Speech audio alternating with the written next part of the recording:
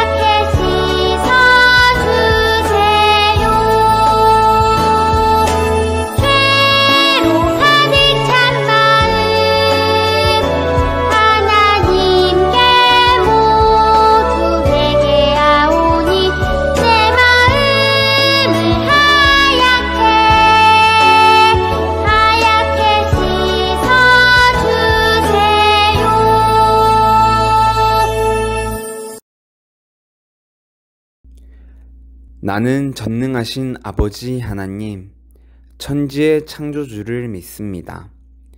나는 그의 유일하신 아들, 우리 주 예수 그리스도를 믿습니다.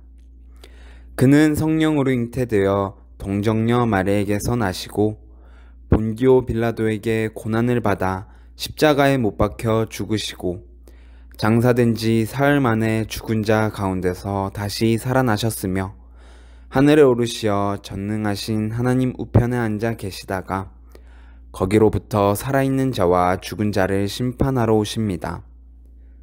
나는 성령을 믿으며 거룩한 공교회와 성도의 교제와 죄를 용서받는 것과 몸의 부활과 영생을 믿습니다.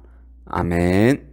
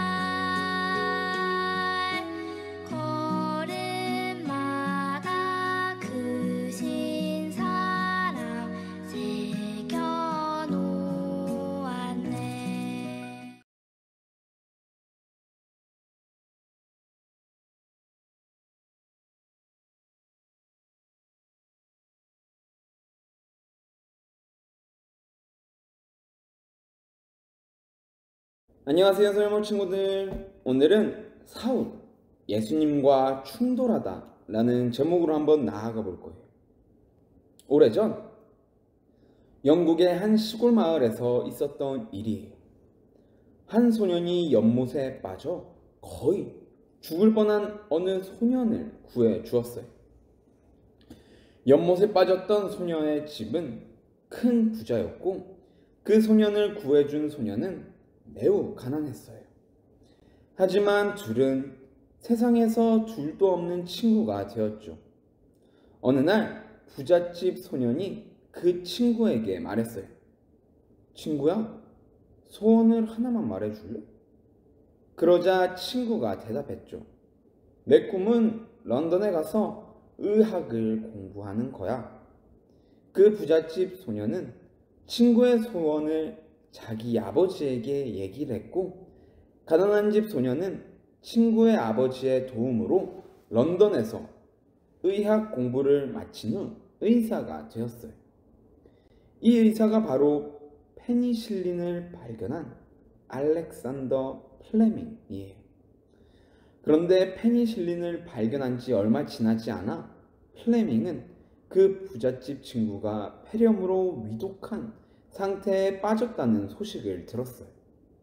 플레밍은 페니실린을 들고 급히 달려가 그 친구를 살려냈죠. 그렇게 살아난 친구는 바로 제2차 세계대전을 종전으로 이끈 영국의 총리 윈스턴 처칠이었어요. 이처럼 살아가면서 누구를 만나느냐 하는 것은 우리의 삶을 좌우할 수 있는 정말 매우 중요한 문제예요. 물론 모든 만남이 다 중요하지만 그 중에서도 가장 중요한 만남이 있어요.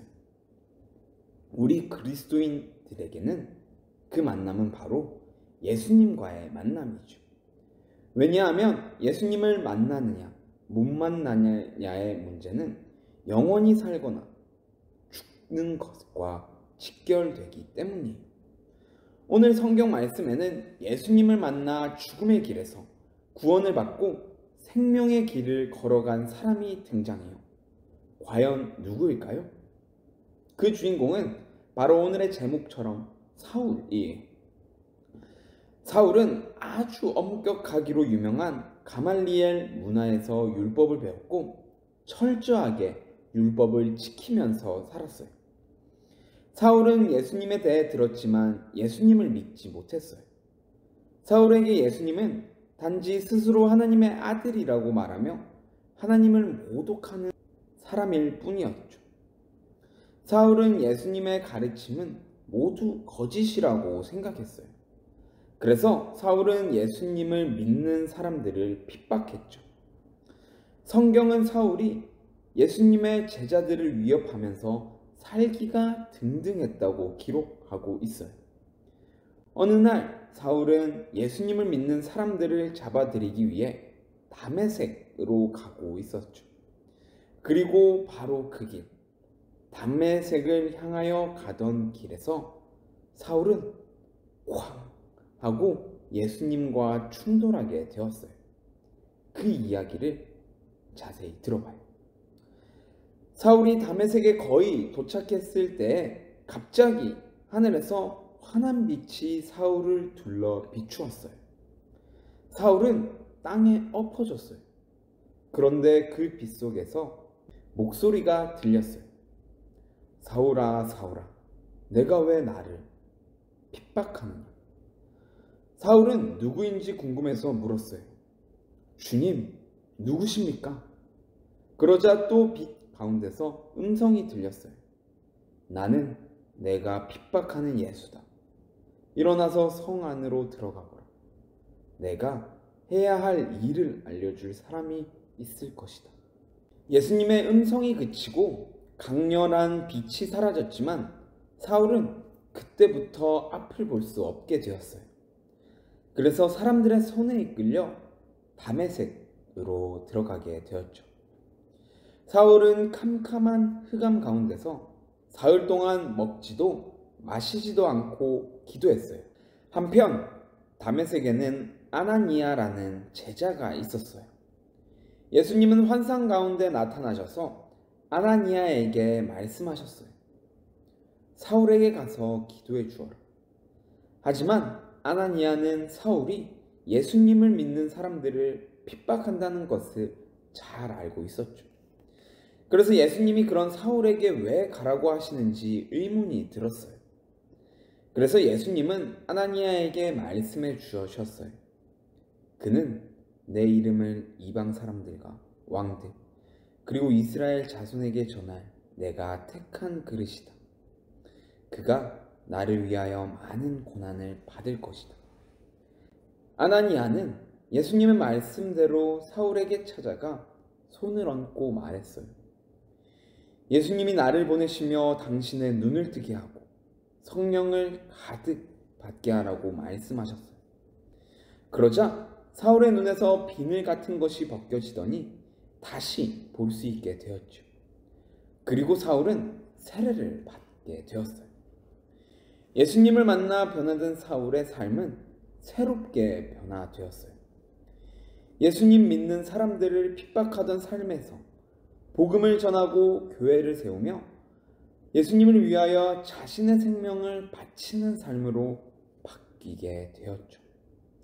사울은 예수님을 모르는 사람들에게 복음을 전하려고 바다의 풍랑을 뚫고 그리고 뜨거운 사막을 가로질러 갔어요.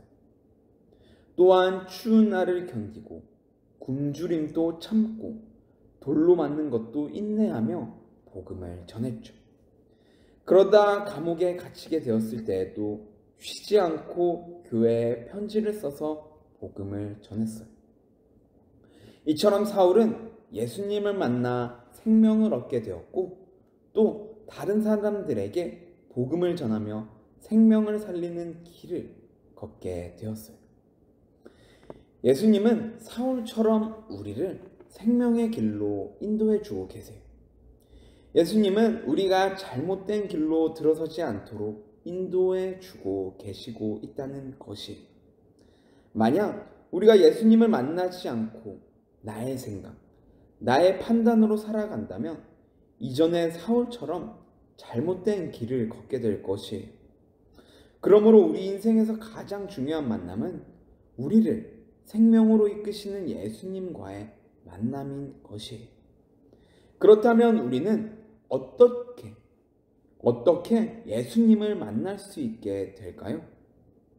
사울처럼 매우 특별한 경험을 통해 예수님을 만날 수도 있지만 그렇지 않을 수도 있어요. 우리는 예배드리는 시간에 이렇게 평범한 시간에 예수님을 만날 수 있어요. 그리고 말씀을 읽을 때 그리고 찬양하며 기도할 때 예수님과 만날 수 있어요. 우리의 삶의 어느 순간에서든지 그리고 그 평범한 삶에서든지 예수님을 만날 수 있다는 거예요.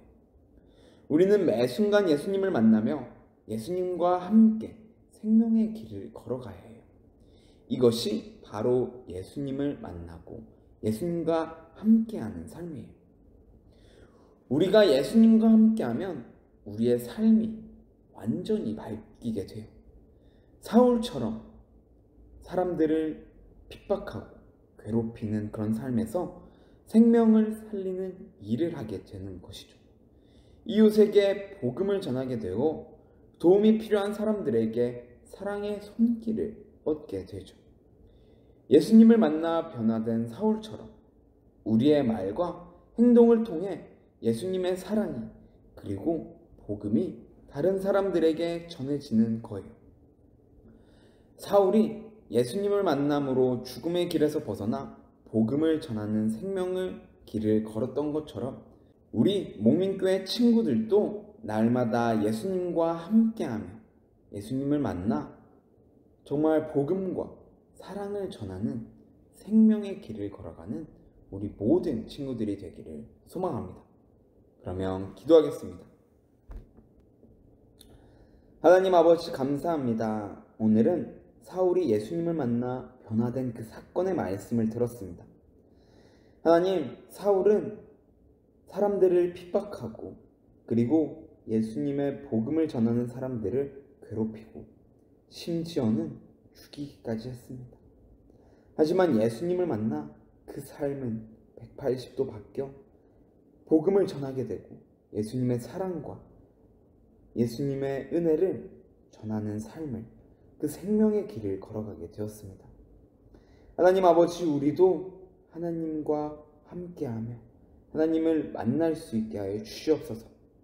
그래서 우리도 사울과 마찬가지로 예수님의 복음을 전하며 예수님의 사랑을 전할 수 있게 하여 주시고, 그리고 그때 우리 모두가 생명의 길을 걸어가는 우리 목민교회 성도들이 되게 해주세요. 그래서 우리가 사울처럼 바울이 되어서 하나님의 나라를 만들어가는 우리 목민교회 성도들이 되게 해주세요. 감사합니다. 예수님 이름으로 기도합니다. 아멘. 하늘에 계신 우리 아버지, 아버지의 이름을 거룩하게 하시며 아버지의 나라가 오게 하시며 아버지의 뜻이 하늘에서와 같이 땅에서도 이루어지게 하소서. 오늘 우리에게 일용할 양식을 주시고 우리가 우리에게 잘못한 사람을 용서하여 준 것 같이 우리 죄를 용서하여 주시고 우리를 시험에 빠지지 않게 하시고 악에서 구하소서. 나라와 권능과 영광이 영원히 아버지의 것입니다. 아멘.